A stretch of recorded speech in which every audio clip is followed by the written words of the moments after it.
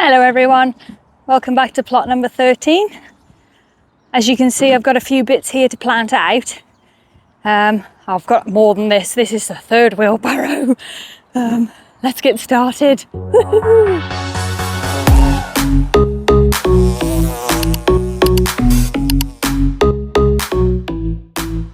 So I actually have all of this to plant out. I've just bought this from home that I've been growing.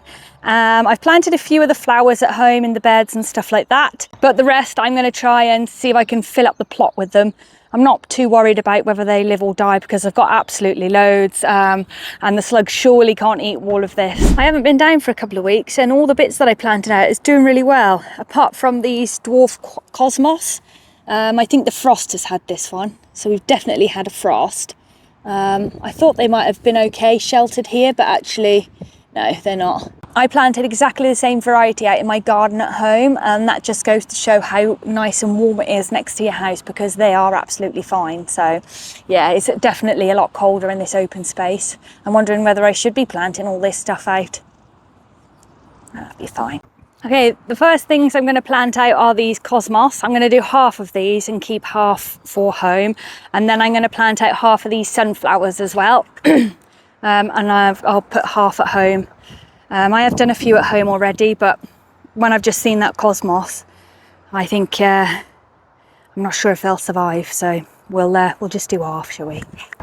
The sunflowers did really well last year in this position here, because the sunflower heads track the sun west to east, no, east to west, one of the way. Anyway, they track the sun, and then when they get too heavy, they continuously point east.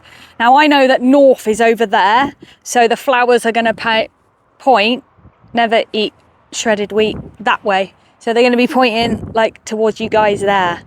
So I'm happy with that. So if I put a little row of sunflowers here, they'll all end up pointing like this, or probably like this. So I'll get them in now. Oh dear. All right, let's get a few of these in. And I think they're going to be great here again, because these ones are slightly larger than the ones I did last year. They were the micro ones last year. So I can tie them into this compost bin, can't I? If they are starting to lean a little bit. I'm going to plant them far too close together, because that's the only way I know how to plant stuff. I'm going to give the holes a little water as well. That was a great tip from one of the viewers' comments last time. Something I always forget to do. All right, let's pop a few of these in. They're desperate to go in, to be fair, because they need so much water at the moment.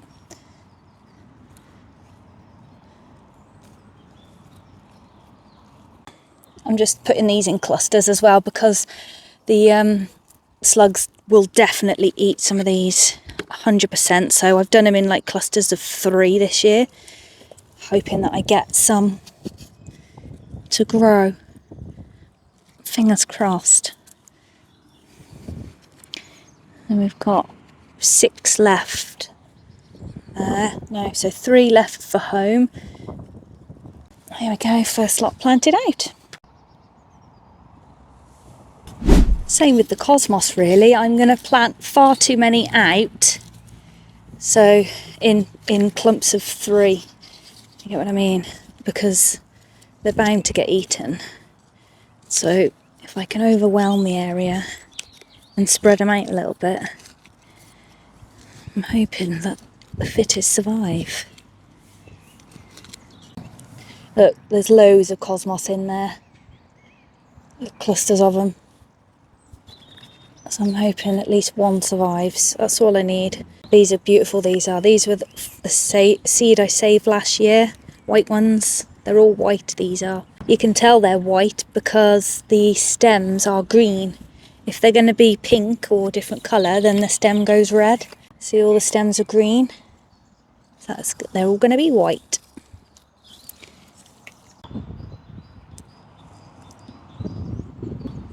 I don't have very much luck with poppies. I always try and start them by sprinkling them in the ground. They never germinate. So I've done a load in pots this year, in clusters again, in hoping that I can plant them out and they'll survive. So I've done 3 types. We've got the red poppy, that's just your normal red corn poppy. We have one called pom-pom poppy. I don't know why I'm showing it. They look exactly the same at the moment, but anyway. And these are black swan poppies. I'll pop a little image on the screen here for you. There you go. That's what they're going to look like. They are beautiful. They are the seed that I've saved as well. Apart from the red ones, I actually got those 3 for Christmas in a seed box. So they had to go in this year. Yeah, let's get these planted. Now to pop in the last 2 anti-rhinum plants. These seems to be okay down the plot. I think they're fairly robust, aren't they? I've got absolutely tons dotted around, so I'm sure they'll be fine. I'm not sure whether to give these support or just let them do their thing. I'm just going to let them do their thing. They'll be alright, won't they? Even if they flop over, they'll be okay. That one's really floppy. I'll just put mud on it to make it look like it's not muddy, not floppy. There we go. You wouldn't tell, would you? There we go. Lovely, jubbly. Right, next on my planting out list is going to be some nasturtiums. So these are seed I saved from last year, and I found them in the shed by accident and thought, oh, I'll put them in and see if they grow, and they've all germinated. So I've had one section that's, oh, you can see, look. I don't know if you can see that tiny thing there? That's just germinating now. I thought it wasn't going to, but bonus. So yeah, I'm going to dot these in. I've got 3 at home. So I'll see if I can make a bit of space. I might put some in with the cabbage, because I think the cabbage like to go with nasturtium as a companion planting. Do they? Can't remember. Because I think it's something to do with the butterflies. I think the butterflies go to the nasturtium and not your cabbages. But then cabbages are netted anyway, so. Oh, I don't know. I'll put a couple over there and a couple over there. Right, so that is all the flowers that I've got planted out now. There's foxgloves, lupins, nasturtiums, poppies. What else? Antirrhinums, cosmos, cornflowers. So that should be enough in there now. Now it's time to plant out something that is very risky, and I probably shouldn't be doing it. It's very early. Sweet corn. I'm going to plant a little square of sweet corn because I've been growing them in toilet tubes and they're desperate to go out. So in for a penny, in for a pound. If they fail, they fail, and it's a lesson learned, isn't it? I was going to do the peas as well. But I had such a nightmare last year with the wind here, because it's quite open, that the supports I put in with the string and the sticks just didn't work. So I've got some like farm fencing wire that I've had for years and years, and I carry it everywhere with me. Every time I've moved house, it's come with me because I know that it's good stuff, and I don't come across it very often. So yeah, so this roll, I'm digressing. This roll I've had for ages, so I've cut 2 pieces, and I was going to put the peas in as well, but I was going to chance it with some thin old sticks, and I thought, you know what, if I'm going to use wire, I've got to use good posts or sticks or something. So I'm going to leave them as they are at the moment and go and buy some proper posts tomorrow and put them in properly so the wind doesn't blow them over. Also, I'm going to put them, let me just turn you around a sec. So the wind comes from this direction and blows this way across all the beds. So what I'm going to do is put them the same direction as those ones there, so they're not taking the full force. So they're not kind of like that direction taking the full force, if you get what I mean. So there's the wire, just two small pea beds. I'm going to do sweet peas and peas together in there and see how we get on this year. Anyway, let's chuck this sweet corn in and see what happens, shall we? There's actually 2 in this one, but I'm sure it'll be fine. I simply just put the whole toilet roll in and then backfill with the soil. What I need to make sure I do is cover the cardboard over as well, because if you don't, I find that it just wicks all the moisture and actually dries everything out. So Yeah, make sure it's dead covered like that. There we go, there's the sweet corn in, a little block of 9, so not too many. Let's see how they get on. One more really risky thing that I'm going to plant out is some kind of squash, or I think it's a courgette. I think it might be patty pan courgette. So I'm going to put a couple out and take a couple home and pop them on and just see how they get on, see what happens. Might be worth risking it. I'm going to put one of the smaller ones and one of the big ones out and then take the rest home. So yeah, fingers crossed. I've got a tinsy tiny little gap on this side. I'm thinking I might just chuck a couple there, because if you think of courgette, they grow like this big, don't they? But by the time that's up here, it's not going to need the light. And I think you can grow squash or pumpkin and stuff with corn anyway. So if we go for about here, and then see what happens. That's a really good one, that is. It's got true leaf showing as well. So we'll plant him in there. Wish him good luck. Go on, pop it. You can do it. I believe in you. There we go. Might stick a bit of fleece on him. And then I'm going to put another one here. About here, I think. One of the smaller ones. Oops, a bit deep. There we go. Pop that in there. Like that. There we go. See if they do anything. I've been down here a couple of hours now, planting out stuff. I've still got all of this left to do. Peas, I'm going to have to leave the peas, aren't I? Plus my battery seems to be going on the microphone. So I'm going to leave it for today before the sun sets, and I'll be back tomorrow to finish off. See you in the morning. And just like that, it's the following day. So I've popped down, but it is a bit showery. So I'm just having a quick brew in the shed, avoiding the showers before I head out. I'm going to plant out the cabbages today and see if I can squeeze them into the limited space that I've got on this cabbage patch. So I'll just have me brew and I'll be right with you. Right, so I think I've just about managed to squeeze in all the brassicas and stuff that I've sown so far. So I've got 3 sprouting cauliflowers there. They need 30 centimetres between them, so that's all good. These ones are all in anyway. These are cabbages. Then I've got these Caraflex cabbages. They only need 30 centimetres between them as well. So I've used 2 to fill a gap, and then that's finishing off the row. And then I've got these Pixie cabbages. So they only need 30 centimetres luckily as well. So there's that little row there. This obviously I'm kind of working my way through harvesting at the moment. And then the far corner, I'm going to put 6 of the all year round cauliflowers in there. So they need 45 centimetres between them. So that's a nice little gap there. And then once this is harvested, I'll be able to fit a few more bits in. So I might sow a few more cauliflowers and maybe some of the purple ones and just fill up this gap as well. But we'll see, because I have no idea where I'm putting things this year. I haven't done a plan or anything, so I'm winging it this year, which is not always a good idea, but I never follow my plans anyway. So I thought, why waste my time making a plan that I'm not going to follow? So, yeah. Well, I've just had to jump in the shed because it's hailing.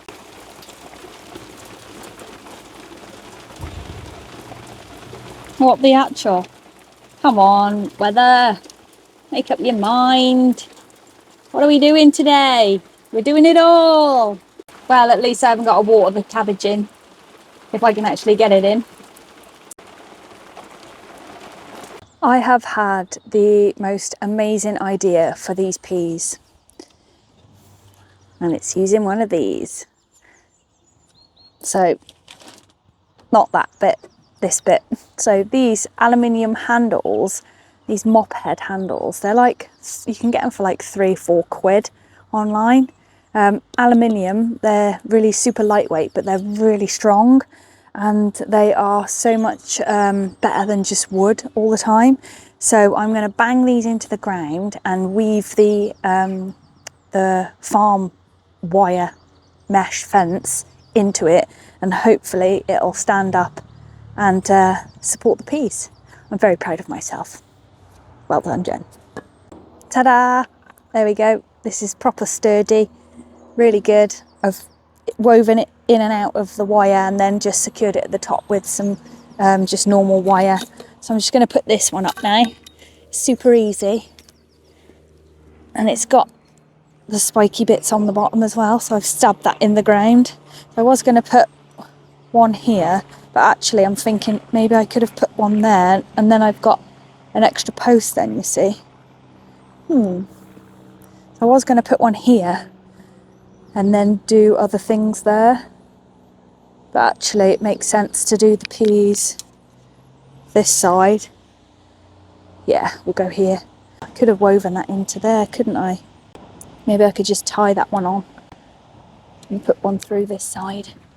I've done it handle down because I don't particularly like the colours sticking out.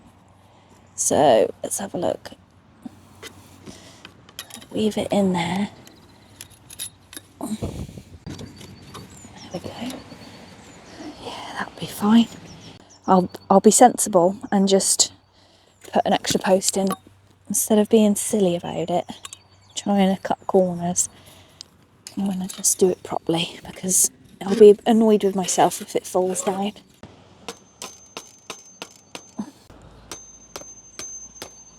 There we go. That ain't going nowhere. Bit of wire around there. There we go. Lovely. Look at that. Look at the roots on those. They look lovely. These are the sweet peas that I've been growing since last year.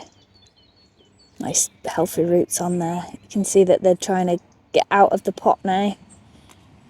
Pop them in. I've done a row of normal peas there, and then this side will be sweet peas. There we go, like that. Straight in. There we go. I'm really happy with these peas this year. There we are. Got some sweet peas and some normal peas, and hopefully the wind direction will help as well. And these are super sturdy, so they're going nowhere. I also felt a little bit inspired, so I've done 2 mini ones just in front as well to see how they fare. Now they are a lot smaller. We'll see if they are stable. If they are, I could make a couple of them next year as well. So it's just a little tester really, see how they get on. So I had this random patch of grass just growing on the corner of like where I put all the herbs and stuff like that. And I thought that doesn't look like normal grass. So I've let it grow and it's flowering. Let me show you what it is. There we go. Look at this. I don't know. Never seen one of those before in my life. I'm gonna have to Google it, I think. Okay, let's have a little Google lens of this then. Let's see what it is. Purple salsify, biennial plant from the daisy family. Lovely. Oh, it's got a carrot-like taproot. Attract bees and pollinators and grow to 1 metre in height. Ah, that's nice. Yep, that is definitely it. Beautiful. So that's what it is. Commonly known as an oyster plant. I have another one of those thick grass situations here as well. So this was growing last year, big old thick old bit old grass there. So I thought we'll leave that, but I think that's going to be some kind of flower or something, isn't it? Not sure what that is yet. Shall I Google lens that and see if it works? Right, let's have a look at this one and see if it figures out what it is yet. Probably need a flower or something. Oh, an iris. Bearded iris. Oh, looks like that then. Nice. Beautiful. Bearded irises prefer well-drained soil and can struggle in heavy wet clay. Flat sword shape. Yep, that's definitely it. Everyone else is saying, what are these leaves with no flowers? Well, hopefully we'll get some flowers on it then. So this brassica bed, back to this again. I think I've made a rookie mistake because I've filled it with cauliflowers, cabbages, and I totally forgot about all my kale that I've grown. I'm growing like 6 different varieties of kale as well. So it's just gonna have to go in where I can fit it. So I'm gonna put some kale in with the potato bed at the end. There's just currently some cabbages that I've left there for the birds, and they've pretty much eaten them now. So I'm gonna put a little row here and net them. So I've got red Russian kale going in next. Right, that's me done. I have done all my cabbages and sorted out the kale and planted out the peas and sweet peas and bits and bobs like that. But I will leave you with this one thought. And the thought is, will this homemade bird scarer work to protect the cauliflower? There's only one way to find out, guys. Join me next time for bird scarer update. Take care, everyone. Bye.